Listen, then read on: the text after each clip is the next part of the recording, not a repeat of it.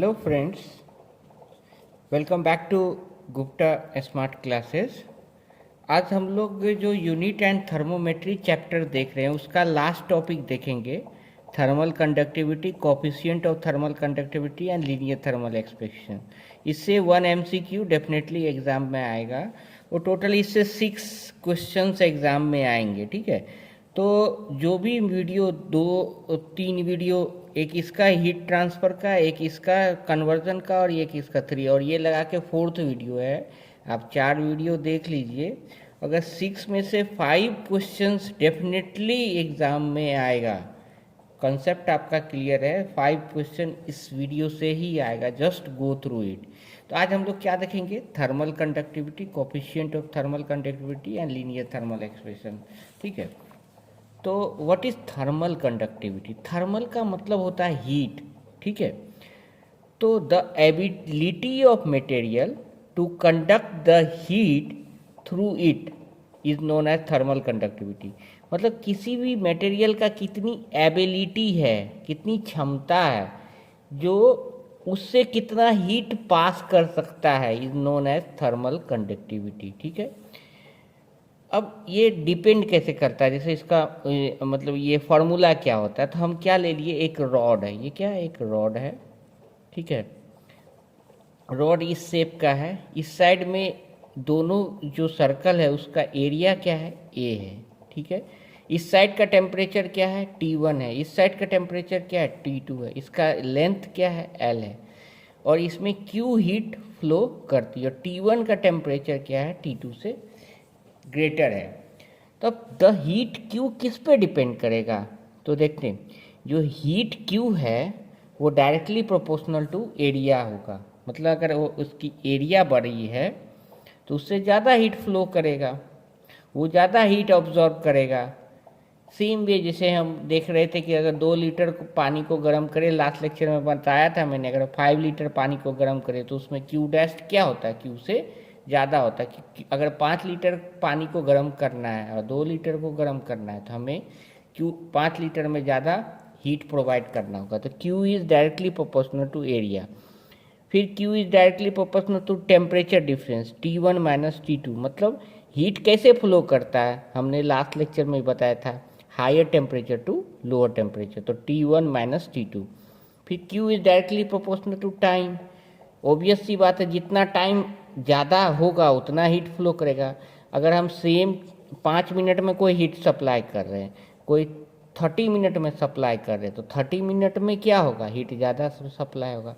Directly proportional का meaning hopefully आपको सब पता होगा।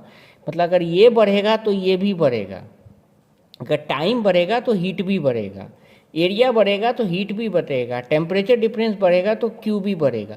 डायरेक्टली प्रोपोर्शनल मतलब अगर इस साइड की क्वांटिटी बढ़ती है तो इस साइड की भी क्वांटिटी बढ़ेगी। ठीक है, अब क्यू इज इन्वर्सली, ये इन्वर्सली प्रोपोर्शनल टू लेंथ और थिकनेस। इन्वर्सली प्रोपोर्शनल होता है, मतलब अगर लेंथ बड़ा होगा या थिकनेस बड़ी होगी तो क्यू छोटा होगा। ऑब्वियस सी बात है। देखिए, ये अगर छोटा है, थिकनेस मतलब मोटाई अगर छोटा है तो इससे ज़्यादा हीट फ्लो कर जाएगा। अगर ये मोटाई ज़्यादा है तो इससे हीट क्या होगा? कम फ्लो होगा। तो ये आपको याद रखना है, Q इज डायरेक्टली प्रोपोर्शनल। अब सबको कंबाइन कर दिए, ए T1 माइनस T2 T और ये L यहाँ रखिए, या L के जगह मैंने यहाँ पे X रख दिया है, तो वही है क्या है, ये थिकनेस को डिपेंड करता है। थिकनेस को L या लेंथ लिख रहे हैं, यहाँ X भी लिख सकते हैं, कुछ भी लिख सकते हैं। ठीक है, तो ये हो गया। अब क्या किए अब देखिए यहाँ पर इस प्रोपोर्शनैलिटी को हम हटा के K रखे हैं। K क्या है? तो K मटेरियल पे डिपेंड करता है, कौन सा मटेरियल का कौन सा नेचर है, और K he coefficient of thermal conductivity है। तो एक्चुअली देखिए होता क्या है, जैसे देखिए हम एरिया, टेम्परेचर, टाइम और लेंथ और थिकनेस देख लिए। ठीक है, अगर आपसे पूछे कि कोई मटेरियल कॉपर का है, कोई ग्लास का है, ठीक है, और उससे हीट फ्लो कर रहा है, तो किस में ज़्यादा करेगा? तो आप बोलेंगे सर कॉपर में। क्योंकि कॉपर कंडक्टिंग मटेरियल ज़्यादा है। तो मतलब क्या नेचर पे डिपेंड कर रहा है हीट फ्लो। तो इसीलिए हम इस इक्वेशन से वो पता नहीं चल रहा है कि कौन सा मटेरियल का की हम बात कर रहे हैं। तो इसमें क्या कर रहे हैं, डायरेक्टली प्रोपोर्शनल को हटा के हम के एक रखते हैं। तो ये क्या हो गया, ये मेरा फाइनल इक्वेशन हो गया। तो के बताता है नेचर ऑफ मटेरियल, ठीक है। तो देखिए Q इक्वल टू मतलब के अगर नेचर ऑफ मटेरियल ज़्यादा होगा तो Q भी ज़्यादा होगा। जैसे इस केस में कॉपर है और ग्लास है, तो कॉपर जैसे आयरन है और वुड है, तो आयरन में क्या होगा, हीट ज़्यादा फ्लो होगा, तो के उसकी ज़्यादा होगी। तो के क्या है, तो कोफिशिएंट ऑफ थर्मल कंडक्टिविटी, ये आपके सिलेबस में मेंशन है। व्हाट इज के, कोफिशिएंट ऑफ थर्मल कंडक्टिविटी। तो के को निकालना हो तो क्या करेंगे, के निकालना है तो ये x ऊपर चला जाएगा q इंटू एक्स, और ये नीचे आ जाएगा A T one minus T two को हम डेल्टा टी लिख दिए, ये x है, ये t हो गया। t क्या है, टाइम है। अब इसका यूनिट तो ये जो यूनिट एसआई यूनिट क्या होगा, यहाँ देखते हैं हम। हीट का यूनिट देखें क्या होता है, जूल। x क्या है, लेंथ है या थिकनेस है, तो किस में मेजर करेंगे, मीटर में। एरिया क्या है, एरिया इक्वल टू होता है लेंथ इंटू ब्रेथ या लेंथ इंटू लेंथ, मतलब 2 बार एरिया को लिखेंगे तो मीटर इंटू मीटर क्या हो जाएगा, मीटर स्क्वायर। डेल्टा टी क्या है, टेम्परेचर, तो टेम्परेचर की जगह के भी लिख सकते हैं, सी भी लिख सकते हैं, दोनों एसआई यूनिट है। स्मॉल टी क्या है, टाइम है, मैंने बताया था, इसका यूनिट क्या हो जाएगा, सेकेंड। तो ये हो गया जूल मीटर, मीटर स्क्वायर के सेकेंड। ये स्क्वायर 2 बार मल्टीप्लाई है तो ये कैंसिल हो जाएगा, और ये नीचे का चीज़ ऊपर लिख सकते हैं इस तरह से, जूल पर मीटर पर केल्विन पर सेकेंड, ठीक है। तो ये वेरी वेरी इंपॉर्टेंट कर लीजिएगा, ये मोस्ट प्रोबेबल क्वेश्चन है इस बार आने के लिए एमसीक्यू। तो ये यूनिट है, ठीक है।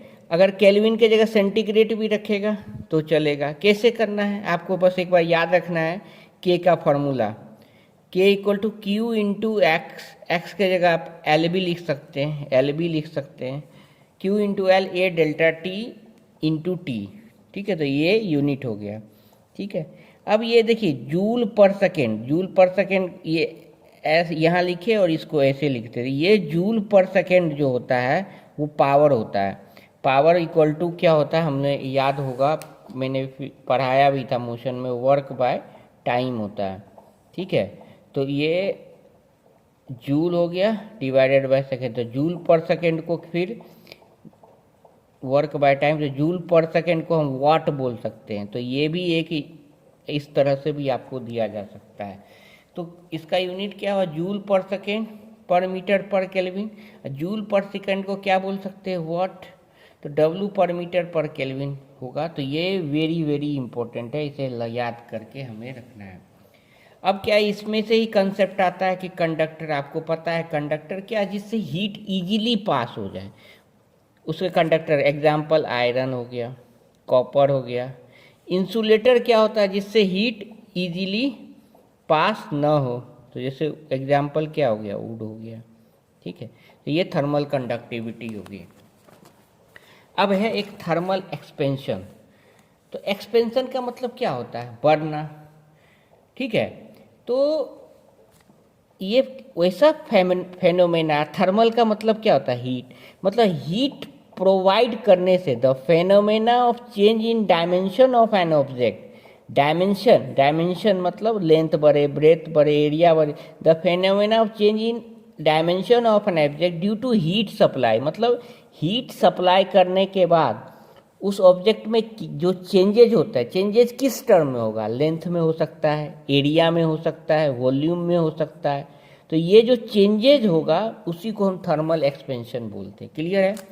देखिए, it is the process by which a material increases in size when heated. Simple, ये दोनों डेफिनेशन आप लिख सकते हैं। मतलब कोई भी मटेरियल है उसमें हीट दे प्रोवाइड करने से जो चेंजेज होगा उसे हम थर्मल एक्सपेंशन करते हैं। तो इसको 3 टर्म्स में डिफाइन किया जाता है। अगर जब लेंथ में चेंजेज होगा तो उसको लीनियर एक्सपेंशन बोलते हैं। क्या बोलते हैं, लीनियर। फिर एरिया में होगा तो एरिया एक्सपेंशन, वॉल्यूम में होगा तो वॉल्यूम एक्सपेंशन बोलते हैं। तो हमारे सिलेबस में ओनली लीनियर एक्सपेंशन मेंशन है कि हमें लीनियर एक्सपेंशन पढ़ना है। तो लीनियर का मतलब क्या होता है? सीधा।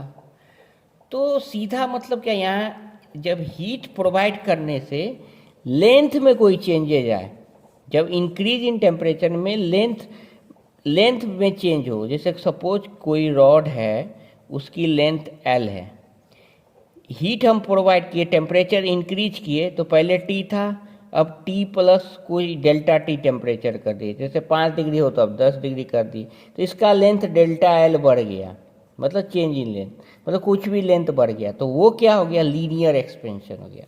अब इसका एप्लीकेशन इंपॉर्टेंट, ये एग्जाम्पल आ सकता है कि ये किसका एग्जाम्पल है? तो रेलवे ट्रैक में जब गैप आप देखे होंगे, जब भी रेलवे ट्रैक देखिएगा ये इस तरह से होता है यहाँ पे, और जहाँ चाहिए यहाँ कहीं कहीं जहाँ मोड़ना रहता है तो यहाँ पे थोड़ा सा गैप ट्रैक में छोड़ दिया जाता है। ऐसा क्यों? ऐसा इसलिए कि जब समर में ज़्यादा हीट पड़ती है तो आयरन थोड़ा सा एक्सपेंड करता है, एक्सपेंड करेगा तो ये फुलफिल हो जाएगा। तो क्या होगा, अगर गैप नहीं छोड़ेंगे तो ये क्या, दोनों में थोड़ा सा ऊपर उठ जाएगा और एक्सीडेंट होने का चांस हो सकता है। तो इसीलिए some gap is left between the railway track, it is an example of linear expansion. Hopefully I am making a point here, ठीक है। देखिए, इन समर टेम्परेचर बढ़ेगा तो लेंथ भी बढ़ेगा, वही चीज़ एल है, डेल्टा टी टेम्परेचर बढ़ा है तो लेंथ क्या हो, डेल्टा एल से बढ़ गया, मतलब इंक्रीज इन लेंथ। तो अगर गैप रहेगा, गैप मतलब थोड़ा खाली जगह रहेगा, तो वो उसी को फिर बढ़ेगा, तो यही गैप बढ़ेगा। अगर गैप नहीं रहेगा तो दोनों ऊपर उठ सकता है, ऊपर उठेगा तो ट्रेन फिर क्रॉस करेगी तो एक्सीडेंट होने का चांस रहता है, ठीक है। तो सेम वे देखिए, लेंथ है तो इसमें लीनियर एक्सपेंशन कॉफिशिएंट आता है, तो इसका फॉर्मूला क्या होगा, वही, अगर एल लेंथ है, डेल्टा एल इंक्रीमेंट हुआ, कितना टेम्परेचर प्रोवाइड किए, डेल्टा टी, पहले क्या था, टी टेम्परेचर पे था, तो वही है लीनियर एक्सपेंशन कॉफिशिएंट को कैसे लिखेंगे, increase in length divided by original length into rise in temperature delta T, ठीक है। तब इसका यूनिट इंपॉर्टेंट हो जाता है। इंपोर्ट यूनिट में क्या है, देखिए, ऊपर लेंथ है, नीचे लेंथ है, increase in length delta L by L, यही है ना, delta L by L into delta T, यही अल्फा इक्वल टू है, इसको अल्फा से डिनोट करते हैं, ये क्या है, अल्फा, ठीक है, ये क्या है, अल्फा। तो delta L by L into delta T, तो डेल्टा एल का यूनिट क्या होगा, मीटर, और एल का भी क्या होगा, मीटर, तो ये मीटर मीटर कैंसिल हो गया, मतलब इसका यूनिट क्या होगा, 1 बाय डेल्टा टी का जो यूनिट होगा, तो टी टेम्परेचर का यूनिट क्या होता है, केल्विन, तो 1 बाय के होगा या 1 बाय सी होगा, तो 1 बाय के को क्या लिख सकते हैं, के माइनस 1, या 1 बाय सी को क्या लिख सकते हैं, सी माइनस 1, तो सिंपल है। तो ये क्या होता है, linear expansion, change in length या increase in length divided by original length और divided by rise in temperature, जिस टेम्परेचर इंक्रीज से लेंथ जो इंक्रीज हुआ वो लीनियर एक्सपेंशन कहलाता है, ठीक है। अब है एनोमेलस एक्सपेंशन ऑफ वाटर, ये एक पिक्यूलियर बिहेवियर है, ये मैंने एनसीईआरटी से उठाया और बहुत सारे कॉम्पिटिटिव एग्जाम में इससे पूछा गया। क्यों? क्योंकि ये एक्सेप्शन है, एक्सेप्शन मतलब अलग है, इसीलिए पूछा जाए। जनरली क्या होता है, जनरली किसी भी मैटर को अगर हम हीट करेंगे, कोई भी मैटर है, कोई भी आयरन का रोड है, अगर हम हीट करेंगे तो वो थोड़ा एक्सपेंड होता है, मतलब बढ़ता है उसकी साइज। ठंड में वो क्या होता है, कॉन्ट्रैक्ट होता है, मतलब घटता है। तो गर्मी में क्या होगा, हीट करेंगे तो वो बढ़ेगा साइज, ठंडा करेंगे तो घटेगा। लेकिन वाटर के केस में क्या होता है, एक पिक्यूलियर बिहेवियर देखा गया कि 0 to 4 डिग्री सेंटीग्रेड में जब हीट करते हैं, मतलब टेम्परेचर बढ़ा रहे हैं, पहले 0 था, अब क्या कर रहे हैं, 4 कर रहे हैं, तो 0 से 4 तक जब जाते हैं तो बढ़ना चाहिए क्योंकि टेम्परेचर बढ़ा रहे हैं, लेकिन ऐसा नहीं होता है, वो कॉन्ट्रैक्ट्स कर जाता है, और जब कूलिंग करते हैं तो वो एक्सपेंड करता है, मतलब उल्टा होता है। कहाँ तक, 0 से 4 डिग्री सेंटीग्रेड, लेकिन आफ्टर 4 डिग्री सेंटीग्रेड वही फीचर सेम है, एक्सपेंड्स ऑन हीटिंग, मतलब after greater than 4 degree centigrade पे ये वाटर एक्सपेंड करता है। लेकिन 0 to 4 डिग्री सेंटीग्रेड में पहले मतलब हीटिंग पे कॉन्टैक्ट, मतलब ये रिवर्स है 0 to 4 डिग्री सेंटीग्रेड में। तो यही इम्पोर्टेंट हो जाता है, यही एनोमेलस मतलब अलग बिहेवियर है। तो the behaviour of water in the range 0 to 4 degree centigrade is called anomalous expansion. तो 0 to 4 में क्या हो रहा है, 0 to 4 डिग्री सेंटीग्रेड में ये इंक्रीज कर रहा है, मतलब जो 0 to 4 डिग्री सेंटीग्रेड में सारे मैटर इंक्रीज करते हैं, तो ये क्या हो रहा है, कॉन्ट्रैक्ट्स हो रहा है। तो at 4 degree centigrade density of water क्या होता है, तो मैक्सिमम होता है। डेंसिटी ऑफ वाटर क्या होता है, मैक्सिमम होता है। इसको वेरी वेरी इंपॉर्टेंट कर लेना, ये कितने सारे एग्जाम में पूछा गया है कि at 4 degree centigrade density of water क्या होगा, मैक्सिमम। और ये बिहेवियर को भी इम्पोर्टेंट कर लेना है एमसीक्यू पॉइंट से, क्योंकि ये एक्सेप्शन है। जनरली मैटर क्या होता है, जब हम एक्सपेंड करते हैं, जब हीट करते हैं तो वो फैलता है, एक्सपेंड होता है, लेकिन ये वाटर जो है वो कॉन्ट्रैक्ट करता है, इसीलिए आईएमपी क्वेश्चन हो जाता है। और ये थर्मल एक्सपेंशन में ही आता है, तो ये भी इम्पोर्टेंट है। तो देखिए हमने क्या क्या पढ़ा, एक जस्ट क्विक रिकैप कर लेते हैं कि थर्मल कंडक्टिविटी क्या होता है। तो ये फार्मूला देखें, Q equal to A T delta T T divided by length your thickness. तो इससे K की formula coefficient of thermal conductivity. अब देखना हमें ये भी है कि एग्जाम में क्या आएगा। तो एग्जाम में इसका unit is the very very important, यहाँ से क्वेश्चन आएगा। तो Q कैसे निकाले, तो जूल पर मीटर पर केल्विन पर सेकेंड, 2 बार 3 बार आप पढ़ोगे याद हो जाएगा। सेम वे थर्मल एक्सपेंशन में, thermal expansion as name suggest heat provide करने से जो एक्सपेंशन होता है, एक्सपेंशन किस में हो सकता है, लेंथ में हो सकता है, एरिया में हो सकता है, वैल्यू में, लेकिन हमारे सिलेबस में लेंथ में एक्सपेंशन मतलब लीनियर एक्सपेंशन मेंशन है। तो इसका एप्लीकेशन देखिए कि रेलवे ट्रैक में क्या करते हैं, गैप छोड़ते हैं। क्यों, क्योंकि वो अगर समर में या उस टेम्परेचर बढ़ने से लेंथ बढ़ेगा तो वो एक्सीडेंट होने के चांसेस कम हो जाएंगे, नहीं होगा।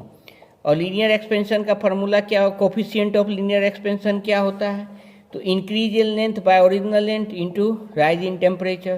तो delta by L metre by metre cancel हो जाएगा, तो क्या होगा 1 बाय डेल्टा टी। तो इसका यूनिट क्या हो जाएगा, 0 डिग्री सेंटीग्रेड, 0 पर डिग्री सेंटीग्रेड और पर केल्विन हो जाएगा। और वाटर का एनोमेलस एक्सपेंशन देखें, जनरली मैटर क्या होता है, एक्सपेंड करता है हीटिंग पे, लेकिन वाटर क्या है, ही एक्सपेंड करता है लेकिन आफ्टर 4 डिग्री सेंटीग्रेड, 0 से 4 डिग्री सेंटीग्रेड में ये कॉन्ट्रैक्ट्स करता है ऑन हीटिंग और एक्सपेंड्स ऑन कूलिंग। होपफुली आज ये हीट का जो ये यूनिट है इसी के साथ ये फिनिश होता है। आप इस जो 4 टोटल वीडियोस है just go through it and उसके बाद एमसीक्यू सॉल्व कीजिए। मेरा ये चैलेंज है कि इससे जो क्वेश्चन आपके डीडी सेट एग्ज़ाम में आएंगे 6 क्वेश्चन, उसमें से 5 क्वेश्चन इसी वीडियो से डेफिनेटली आएगा। कोई भी डाउट हो फील फ्री टू कमेंट। अगर लेक्चर पसंद आता है तो कमेंट कीजिए, it really motivates us to give you best content. Okay, thank you very much.